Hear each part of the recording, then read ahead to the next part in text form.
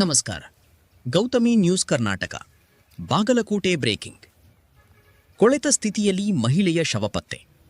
ಮಹಿಳೆಯ ಸೀರೆ, ತಲೆ ಬುರುಡೆ, ಕೇಶ ಮಾತ್ರ ಸಿಕ್ಕಿದ್ದೆ. ಜಮಖಂಡಿಯ ತಾಲೂಕಿನ ಹುಲ್ಯಾಳ ಅರಣ್ಯ ಪ್ರದೇಶದಲ್ಲಿ ನಡೆದ ಘಟನೆ.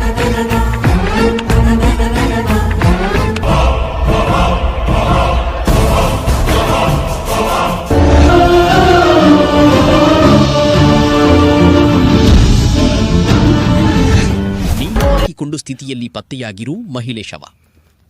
ಜಮಖಂಡಿ ತಾಲೂಕಿನ ಹುಲ್ಯಾಳ ಗ್ರಾಮದ ಗೌರವ ಮಳ್ಳಿಗೇರಿ 32 ಮೃತ ಮಹಿಳೆ.